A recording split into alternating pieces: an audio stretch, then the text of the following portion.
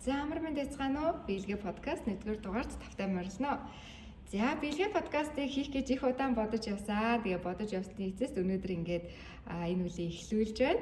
За тэгээ биелгээ гэж чухам юу юм бэ гэдэг дээр манай олон нийт нийгмийн маань тийм ээ ойлгодог байдал маань одоо ерөнхийдөө бол их товчхон байдлаар ойлгодог. Энэ талаар илүү дэлгэрэнгүй хүргэх үүднээс хүний яг бидний одоо энд төрсэн байгаа бие махбод, энергийн түвшин, сүнсний түвшин, оюун ухааны түвшин гээд маш олон түвшинд энэ биелгээ гэдэг зүйл маань өөрийн гэсэн орон зайтай нөлөөлөлтэй байдаг учраас энэ олон болгоныг нь гоё олон нийтэд таниулъя гэсэн үүднээс энэ хүү подкастыг эхлүүлж байгаа. За тэгээд баг сэдвээр дэлгэрэнгүй бөгөөд тайван ярих үүднээс биелгээ подкаст маань миний хувьд бол илүү олон дугаар болж үргэлжлэнэ гэж бодож байна. За ингээд ер нь биелгээ гэж юу юм бэ гэдэг яриа руугаа орцгоё. За бид нар ингээд дийлэнх ойлгохтой биелгээ гэж Монгол ахуй соёлоос гаралтай Монгол ахуйг одоо илэрхийлдэг гэж ер нь л ярьдаг. Энэ бол үнэн мэдээж хэрэг. Биелгээ сурж явах үед Монгол ахуйтайгаа танилцдаг, Монгол ёс нэгтэйгээ танилцдаг тий. Ингэж сууж болохгүй, ингэж сууж болдог, ингийг цээрэлдэггүй гэд олон зүйлсийг ер нь бол биелгээнээс бас сурж болдгоо. За дээрэс нь ингээд сургалтанд маань заагддаг, голчлон заагддаг 6 биелгээ нь өөрөө баяд, загчин, уран хай, хотон, дөрвөд, торгууд гэсэн 6 биелгээ байдаг. За энэ 6 маань өөрөө ямар ялгаатай байх вэ гэхлээр бүгд өөрсдийн гэсэн онцлогтой буюу өөрийн гэсэн мөргөлтэй, цацалтай, намтай, жороотой. Тэгээд энэ одоо 6 маань хоорондоо бүгд ялгарсан өөрсдийн гэсэн манеруудтай гэсэн. Яг нэг юм одоо манер гэдгийг тайлбарлах юм бол одоо өөрсдийн гэсэн хөдөлгөөний хэм маягтай. За тэгэхээр энэнгүүрээ энэ 6 маань ялгардаг байхнаа торгууд биелгээ гингүүд ганцхан хөдөлгөөнийг хилчээд торгууд гэдгүй байхнаа торгууд биелгээ гэсэн бол дотроо олон биелгээ олон хөдөлгөөнөөр задардаг байх нэ.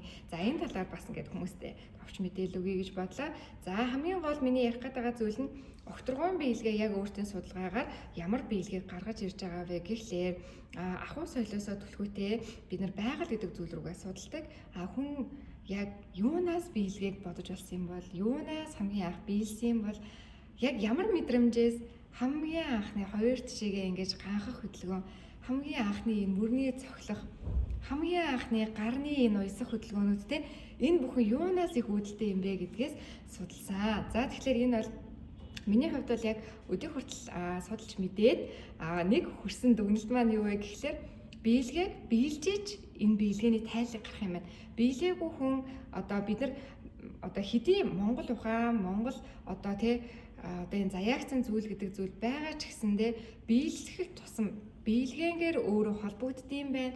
Биелгээгээр өөрөө энергийн одоо чадамж илүү дээшлсэн байна. Энэнгүүрээ буцаагаад биелгээ өөрийнхөө тайллыг биелгээг өөртөө оршуулж байгаа хүнд өгдөм байна гэдгийг таньж мэдсэн байгаа.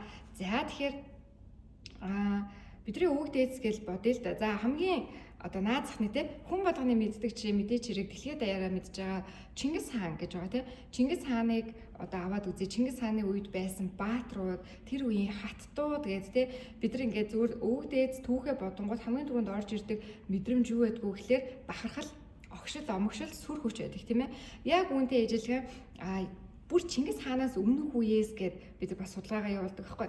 За ингээд үзэхэд ерөөсөө л Монгол биелгээ бол огшил, омогшлын их яг энэ дотроос огшоод гарч байгаа тэр омогшоод гарч байгаа мэдрэмжийн ил гарч ирэх задарч байгаа тэр хувилбар нь ерөнхийдөө биеэр үлдэгдэж байгаа энэ биелгээ гэж хэлж болж байна. За гэтэл энэ огшил омогшлыг бид нар хаанаас аваад ийн гэдгийг одоо бодох нь. За ингэнгүүт хүн байгалийн нэг хэсэг гэж ярьдаг хүн байгалийн хүн холбоо гэж бас ярьдаг. Гэтэл яагаад биелгээ ийм хүчтэй агуу мэдрэмж төрүүлээд байдгүй гэхлээр хүн биелгээ хийснээр байгалийн нэг хэсэг буюу байгаль дотор орох одоо байгаль хүн хоёр одоо ингэж нэвчих гэх юм уу байгалыг өөртөө оршиж чаддаг. Биелээд мэдрээд за энэ гоё мэдрэмж ингээл ороод ирэх үед хүн өөрөө мод болж чаддаг, газар болдог, урсгал усуулж чаддаг, сэвшээ салхи болдог, нар болдог, одон гариг эрхэс болдог. Энэ бүгдийг нь оршоогоод ирэхээрээ одоо яг энэ манай нэр буюу огторгуун биелгээ гэдэг зүйл дээр огторгуун гэдэг оршихуй дээр очиж энэ биеийг бүрдүүлж биелгээ үүсдэг байна. За тэгэхээр энэ таван одоо энэ огторгуун гэдэг оршихуйд очиход бид нар 5 оршихуйг бүтээдэг өөрийнхөө биед. За тэгэхээр энэ 5-нд ямар оршихуй бүтээдэг вэ гэхээр хамгийн түрүүлээд газар, гал, салхи, нар, тэнгэр гэдэг 5 оршихуйг бүтээдэг байх нэ. За энэ 5 оршихуй бүтээхдээ яаж бүтээх юм бэ гэхлээр өөрийн биедээ оршоож эхэлнэ. Төрөлсөн шүү дээ. Хүн өөрөө байгалыг биедээ оршоож болдог юм байна. Хүн өөрөө байгалийн нэг хэсэг буюу энэ байгалыг өөртөө бүтээж болдог юм байна гэдгийг яриадсан. Тэгэхээр биелгээнд бол миний хамгийн их захидаг зүйл бол язгуур суудлаа гэдэг. Язгуур суудал өөрөө бүтэн орчиж, язгуур суудал өөрөө зөв төвжигдэж, зөв цэгийг дарж иж бидний цээжин бие буюу модоор яривал дээшээ ургаж штэ. Үндэс мөчөөр навч нахаа салаа бүрэнд гарч ирнэ. Хэрвээ үндэс өөрөө газартаа бэхлэгдээгүй ямар ч үндэсгүй мод хизээш дэшиг урахгүй штэ тий. Яг үүнтэй ижил үндэс гэдэг зүйлээр биелгээний язгуур судлуулж идэг. За язгуур судлал өөрөө зөв болоод ирэхэд энерги ханамжит төвшин үүсээд эндээс хаялах хөдөлгөөн. Дээрээс нь ташаа ар цагны төвжилт үүснэ. За дээрээс нь одоо ингээд сая бид нар суудлаа бүрдүүлснээр газраа бүрдүүлчихсэн гэсэн. Газраасаа дээшлээ цээжний хаялга найгалд энэ ороод ирэх үед өөрөө энергийн ханамжит төвшин үүсдэг гэж саясан шүү дээ. Энэнгүүрээ хүний дотоод галцаг гэж ядчих. Нүдэндээ галтай гэж ярьдаг шүү дээ. Яг тэрний дотоод гал гэдэг зүйл хүний биенээс үүсэж эхэлдэг. Гал нь бадарч, гал нь насаж эхэлдэг. За ингээд эхлэх үед үнний дараагаас илүү одоо хөгжингөө байдал үүсчмээ энэ мэдрэмж өөрөө хөгжиж эхэлнэ. Мөр цохилно. Дараагийн подкастн дээр яг энэ зүйлсээр цээж мөр яаж холбогддгийг, гартаа яаж холбогддгийг нарийн зүйлсийг хэдүүлээ ярина. Өнөөдрийн хувьд би бол маш юм одоо танилцуулга маягаар товч хүргэж байгаа шүү. За одоо ингээд цээж явлаа, гал оршихуйд очлаа, гал бадрангаслаа. За энэс мөр ороод цаашаа давлгаалаад сэвшээ үүснэ. Энд ийм сэвэлт үүснэ. Гэхдээ энэ сэвэлт зөвхөн тохоон дээр явагдах нь. За ингээд энэ сэвшээ салхи маань өөрөө үүслээ, 3 дахь оршихуй бүтчлээ. Дараагийн 4 дахь нь өөрөө нар болно. Тэгэхээр энэ гарны үзүүр рүү орж эхэлдэг. Шууд ингээл мэдрээл дээшээ явж ийснэ шууд үзүүр биелэхэд маш хэцүү. Энэ өөрөө маш их анхаарал төвлөрөлт, энергийн одоо маш их юм дүүрэн байдал дээр үүсдэг. Тэгэхээр гар орж ирэх үед яадгүй гэхлээр хүмүүсийн хамгийн түрүүн бодох юм. За яаж биелэх үү? Яаж хөдлөл гоё юм бол гэд ингээд нөгөө шууд тархины орц ороод ирдэг байхгүй. Ингээд бидний яг нөгөө цэвэр яг зөнгөөр авах зүйлс маань баг зэрэг алдагдаад жоох ингээд сарнаад эхэлчихэж байна гэсэн. Тэгэхээр энэ бол мэдээж хэрэг олон удаагийн биелгээ, давтамж, мэдрэмжүүдээс үүдэлтэй гэдгийг таад маань бас ойлгож аваарай. За ингээд цаашлаад нар болох үед бол ерөнхийдөө бидний дотор ассан эхний гал маань нар шиг тийм том болж ийн гэсэн. Өөрийнхөө дотроос асаас нэгэн дүүл гал маань нар болох нэ. Би өөрөө бүхэлдээ нар болох нь. За ингээд хамгийн сүүлийн мэдрэмж биен дээр яаж илэрх үү гэхлээр бид нар мэлмигээ амихыг хэлж хумах. Ерөөсөө л өөрөө энэ мэдрэмжинд автах, яг өөрийнхөө жарган биелэх гэж яриад байгаа чинь яг энэ үе дээр гарч ирнэ. За ингээд энэ одоо хамгийн сүүлчийн мэдээж тэнгэр гэж хэлсэн те. Ингээд энэ 5 оршихуйг бүгдийг бүтээгээд суурай бэхэлсэн.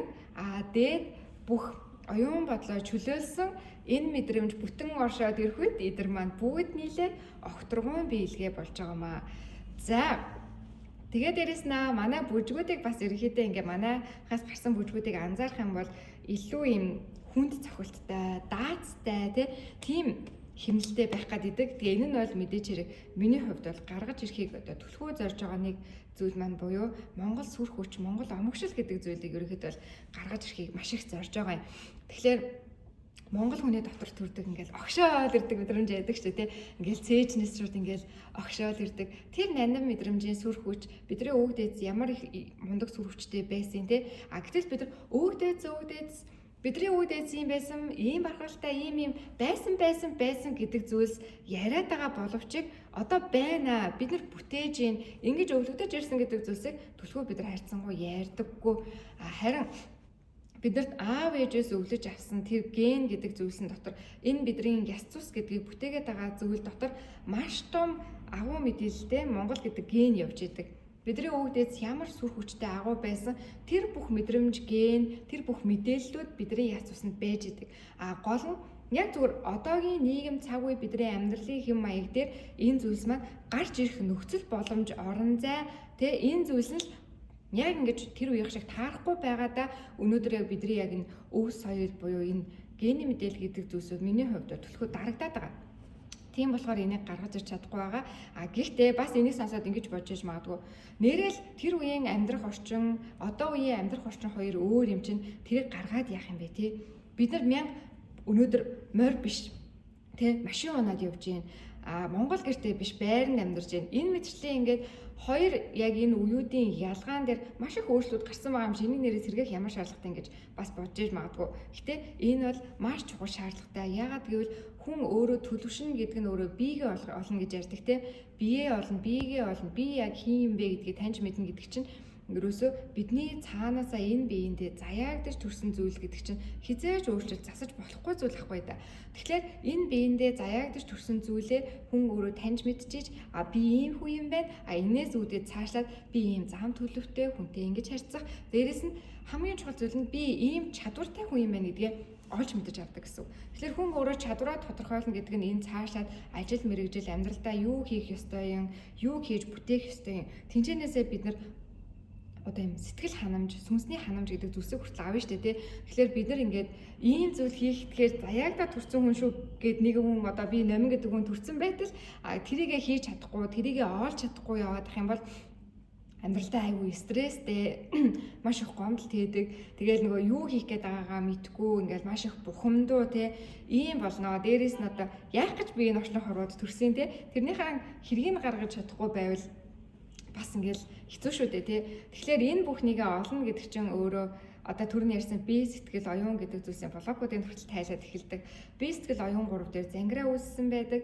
Хүний биеийн түвшин буюу яг энэ биеийн дээр чилээнүүд тий энд ингэж хурсан зүйлсүүд байдаг. Энийг цаашлаад тайлаад эхлэх юм бол сэтгэлийн зангираа гэдэг зүйлс тайлагддаг. Сэтгэлийн зангираа тайлсан бол оюун гэдэг зүйлс рүү бид нар ингээд оюун гэдэг чинь өөрөө оройн дээд буюу бид нар удмын мэдээлэл үг дээц гэдэг зүйл рүү зайлшгүй орхосоор аргагүй болно. За яагаад үг дээц чухал гэж яриад байгаа юм бэ гэхлээр тэр үед байсан одоо бидний үг дээц гэж хэлж байгаа нэгэн хүн маань бидний нэгэн эцэг маань тэр үедээ бас л яг л бидэртэй адилхан хүн байсан. Энэ хүн амьдраад өвлөн ирээд өнөөдрийн миний үе дээр ирсэндээ яг ижилхэн миний өөр хойч бас өвлөөд хэдэн одоо 10 үеийн дараа би ч одоо өөр хүүхдүүдтэй одоо үг дээц гэж яригдах үеийнх нь хүн болчихж байгаа шүү дээ тий. Тэгэхэд энэ өөр хойч маань зөв амьдраасай, зөв яваасай. Залуу хүн байж ингээд ийм одоо өөр хойч зөв амьдраасай гэдэг нь бодож гин гэж бас бити бодороо. Яагаад гэвэл хүн өөрөө багасаа зөв төлөвшөлтэй байж иж одоо үр хүүхдээ зөв сургана. Ингэж энэ нийгэмд бас үзүүлээд байгаа миний хувь нэмэрхгүй юу. Би хүүхдээ буруу хүмүүжүүлээл миний хүүхэд захиал найздаа буруу сөргөөр нөлөөл гэдэг нүуд ингээ үүсээд эхэлнэ. Дайлангуй би одоо ингээд сургуульд орох насны охинтой. Тэгэхээр ингээд охиныхоо хүмүүжүүлд анхаарангууд үеийнх нь хүүхдүүд ямар байгааг ингээд хараад эхлэнгүүт яалтчгүй би хүүхдтэйгээ хүмүүжүүлд анхаарах хэрэгтэй юм байна. Хүн болгон яг миний бодож байгаа хүүхдтэй анхаараасай тий. Тэгвэл миний охины маань, миний хүүхдийн маань, миний хүүгийн маань тий нөлөөлөл нь ийм гоё юм шүү. Ингэж миний хүүхэд зөв өсөж тойрно шүү, зөв хүн болно шүү гэдэг юм дээр ороод ирэхэд яалч нөө бусдын нөлөөллөөс ингээд ботхоос өөр аргагүй болоод эхэлсэн юм билээ. За тэгэхээр одоо энэ өв соёл яг энэ Монгол гэдэг байгаа зүйлийг бид нар яг энэ үе дээр маш сайн сэргээж гаргаж ирэхгүй бол энэ өөрөө бидний дараагийн үе дээр бол устдах, эхнээсээ ингээд үүсгэгдээд эхнээсээ айрлах маш өндөр эрсдэлтэй байгаад байгаа байхгүй юу. Тэгэхээр яг миний үе дээр одоо хайрцангуй манай залуучуудын үе дээр бол Монгол ухаан, Монгол үүх түүх гэдэг зүйлсийг төлхөө судалж эхэлж байгаа харагдаж байна. Дээрэс нь би бас энэ дээр айгүйх ингээд баяртай байдаг байхгүй юу. Манай залуучуудын үеэс маш гоё ингээд сэрж जैन те Монгол домын арга адаглал хүүхэд уйлаад ах юм бол ширэглэн гэдгээ мэдэх энэ ч л дом штэ. Энгийнээс эхлэх байхгүй юу. Энэ домын аргуудаа мэдж जैन цаашлаад Монгол ухааныг судалж जैन үндэсний дээл хувцас өмсч эхэлж जैन дээлээс өмссөн хүн ичдэг байсан бол өнөөдөр үнэхээр энэ гангараа болж чадж जैन те дээшгээ босоо захтаа ингэж хажуу дээшгээ ингэртэй биш яг миний өмссөн байгаа шиг юм хүннүү язгуур зах ингэртэй хувцаа таньж мэдэж эхэлж гин гэд олон гоё үр дүннүүд байна мэдээч хэрэг байгаа. Тэгээ энийг хараад манай залуучдын үеэс эхлээд үнэхээр гоё болох нэ гэж би хувьдаа бодож исэн чинь бас сүүлийн үед ингээд төлхөө яана энэ үе маань нэрээ үнэхээр яана тий хэцүү хүмүүс хэцүү залуу үе байна шүү гэж харахаар зүйлсүүд бас байна. Тийм учраас энэ дээр ингээд яалтчгүй ингээд миний зүгээс ингээд дуу хоолойгоо чадах чинээгээрээ те биелгээний контентууд тэрнгөөр үзүүлэх юу үзүүлэх вэ, юуг биелэх вэ гэдэг зүйлсээр ингээд их зүйлийг бодох шаардлагатай болж эхэлж байгаа байхгүй. Чухал болж эхэлж байгаа байхгүй. Энэ маань зүгээр л нэг аян дээр ингээд бүжиглээл ингээд ахаас илүүтэй бусдад нөлөөлөх, бусдад ингээд гэд тэ нэгэн бодлыг төрүүлэх хэмжээний контент хийх ёстой байна гэд дээрэс нь давхар өөрийнхөө чадах чинээгээр мэддэг зүйлсээ мэдлэгийнхаа хэмжээнд ярьж явъя гэдэг зүйлс маань ерөнхийдөө бол ийхүү ингээд үүгээр ихэлсэн юм аа. За тэгээд дээрэс нь миний хувьд ч гэсэндээ миний одоо төрхтөө заяагдад төрсэн зүйл маань угаасаа Монгол гэдэг зүйлстэй ингээд бүр салшгүй холбоотой дайлгаваа биелгээтэй те энэ зүйлсд одоо нэг хүмүүсийн өгөгдөлтөө гэж ярьдаг штэ те яг тэрнгээр тэр зүйлсийн төлөө дагаж яг түүндээ хүртлэгдэж хийж байгаа нэгэн үйл мэнд байгаа юм. Тэгээд за хүмүүс маань ингээ биелгээ сурна гэхлээр хамгийн түрүүнд яана би мод штэ, хөшүүн штэ, ерөөсө хөдөлж байгаагүй штэ, багтаач бүжиг сонирхдаггүй байсан гэж ярьдаг. Тэгэхээр таны багтаа бүжиг сонирхох одоо ингээд хөшүүн байх энэ биелгээд ерөөс ямар ч хамаагүй. Биелгээ гэдэг чинь өөрөө хэдий Монгол бүжиг урлагийн нэг урлаг гэж явдаг ч гэсэндээ биелгээ өөрөө өв соёлохгүй. Урлаг гэхээсээ түрүүнд өв гэдэг үг нь түрүүнд тавигдана, нэн түрүүнд тавигдана. Энэний цаана асар их том утга учир тайллууд байдаг. Тэгээд та хэд маань миний подкастыг алгасгүйгээр дараагийн дугааруудыг нь маш гоё шимтэн сонсоорой гэж би та бүхнээсээ хүсэж байна. Олон зүйлсүүдийг би ярихыг хичээнэ. За тэгэхээр биелгээ бол таны дотроос гардаг төрүүлсэн шүү дээ. Байглаас гардаг, дотроос гардаг, огшил омгшлоос үүдэлтэй ийм зүйл байдаг юм аа. За тэгээд байгальд гараал те бид нар одоо ингэдэг штэ ингээл хот дотор ингээл байж байгаа л те за нэг агаарт гарыг гээл 100 ингээл хээр гаргахт ёо ямар гоё юм бэ гэл яа гэл ийм гоё уужуу те ядаж 50 бүтэн амьсгал хүртэл авч чаддаг те яагаад ингэж идэгин хот дотор ингээ байж байгаа ямар гоё юм бэ гэд яагаад тэр мэдрэмжийг авч чадахгүй байна. Хүн өөрөө энерги амтай, хүн өөрөө байглаасаа тэтгэгдэж тижээгдэж байглаасаа энергийн одоо юм хуйлрал буюу яг юм эрчис авч ийж байглаасаа ингэж солигдолт те одоо энергийн одоо юм солилдол үгээ бор яриадах юм. Тэгээ ийм зүйл үүсчээж хүн өөрөө энерги тэтгэгдчихэд гэтэл одоо ингээл хот дотор ингээ маш их стресстэй байна, маш их ингээл одоо төвөгжрэл хүн болгоны нэгдүгээртэй төвөгжрэл ингээл тэгээд дээрэс нь манай сүүлийн үед манай хүмүүс бүгд ташаараа ер нь бол их стресстэй болсон байна. Жоох юм их уурлаж бухимдж байна. Би тэгээ зөрөгтэй хүртэл ингээл ууралж байна. Олон ойрхон ингээл барилгууд байна тий. Энэ болгоноос ахуулаад бид нар нөгөө энергийн хангамжит байдлыг ерөөсөө хүн өөртөө ингээд байгалаас авч чадгаа болцсон ийм орчинд амьдраад байна. За тэгэхээр байгаль гарахаар л ерөөсөө цаанаасаа ингээд тэтгэгддэг гэдэг чинь ерөөсөө энэ мэдрэмж байгаа байхгүй юу? Миний энэ яриаг батлах зүйл чинь ерөөсөө бидний тэр мэдрэмж үү дээ. Тэгэхээр ер нь байгаль гэдэг ямар чухал юм бэ гэдгийг та бүхэн маань биелгээгээс сураад маш их ойлгоно. Хүн байгаль хоёр ямар гүн холбоотой юм бэ гэдгийг та нар биелгэнээс ойлгоно. Байгаль ямар том агуу юм бэ гэдгийг бас ойлгоно. Тэгээд байгалыг өөртөө орших ямар шидтэй юм бэ гэдгийг бас та нар маань ойлгоно. За тэгэхээр ингээд биелгээ гэдэг бол та бүхэн өнөөдөр биеийн хөшүүндээ баригдаж битгий өөрөөсөө цааргалуулж холдуулаарай. Энэ бол өөрөө монгол хүний заавал биедээ орших, заавал сурах ёстой, заавал хөдлөх ёстой. Монгол хүний хөдөлгөл зохио гэж хэлдэг шүү дээ, тийм зүйлс байдаг юм шүү. За тэгээд манай хувьд болохоор биелгээний маань 12 сарын нийт 12 оролттой хичээлийн маань эхний 5 оролт нь суурь хичээл болдог. За суурь хичээлд нь өөрөө юу ордгоо гэхлээр мөр, даал, мөр гэхэд дотроо 3 хөдөлгөөнтэй, цээжин биений хөдөлгөөн дотроо 3 хөдөлгөөнтэй, тэгээл хавирга, одоо ингээл үхэлсгэл гэхэд ингээл гарны үзүүр бүрт ингээл эхлээд бүгдээрээ чи хурууны үйлхээс эхэлнэ. Ингээл үзүүрөө үйлхээр хурууныхаа үйнүүдийг эхлээ үйлүүлж сурна. Тэгээ буунаасаа үйлүүлж сурна гэд. Ингээд хичээлүүд маань маш нарийн орж эхэлдэг учраас одоо ямар ч эвсэлгүй хүн сурч чадхаар ингэж одоо деталь зааж эхэлдэг. За энэс цаашлаад 6 дахь хичээлээс биелгээ рүү орж эхэлнэ. За биелгээ рүүгээ орохдоо ямар бүжиг сурмаар байна? Тэрийгэ хүмүүстэй сонгуулдаг. Саяны түрүүний ихэнд ярьсан 6 ясны биелгэнээс орох уу? Манай бэлэн байдаг тийм гаргасан бүжгүүдээс орох уу? Эсвэл нэг бүтэн бүжиг үзээд нэг бүтэн яснаа бүр үлдсэн 6 хичээлдээ 6 7 хичээлдээ бүтэн орох уу гэдгийг ингээ хүмүүсээр сонгуулдаг. За энэ дунд бас нэг удаагийн хичээл нь ярианы хичээл ордог буюу яг саяны миний яриад байгаа зүйлсүүдээр хүмүүстэй яриад хамтдаа биелүүлж ингэж тайлал хичээл нь ордог гэсэн үг. За тайлал хичээл шууд эхний хичээл дээр орохгүй эхний 5 хичээлийг би заавал бүтэн явуулаад тэгээд хүмүүс чинь адаглаад язгуур суудаг, адаглаад цээж хаялахаар ямар мэдрэмж байдгийг, мөр цохоход ямар мэдрэмж байдгийг энэ бүгдийг биеийнхээ эхлээд мэдрэмжийг авсан дараа би өөрөө тайлал буюу оюуныхын зүйлсүүдийг нь ороод эхлэхээр энэ хоёр маань яг гоё арга бэлэг шиг ингэж гоё нэгдээд тэгээ хүмүүс маань илүү ойлголттой хүрдэг гэсэн. За тэгэхээр өнөөдрийн маань подкастын маань 1-р дугаар нь биелгээ чинь бас дан ганц ахуй соёл биш юм бэ шүү гэдэг дээр одоо та бүхний маань ойлголт дээр багаж гэсэндээ өөрчлөлт хүргэж чадсан байх гэж бодож байна. За тэгээд энэхүү подкастынхаа эхний дугаарыг ингээд дүүргээ та бүхэн маань 2 дахь дугаараа тун удахгүй хүлээн аваарай. Та бүхэндээ талархлаа.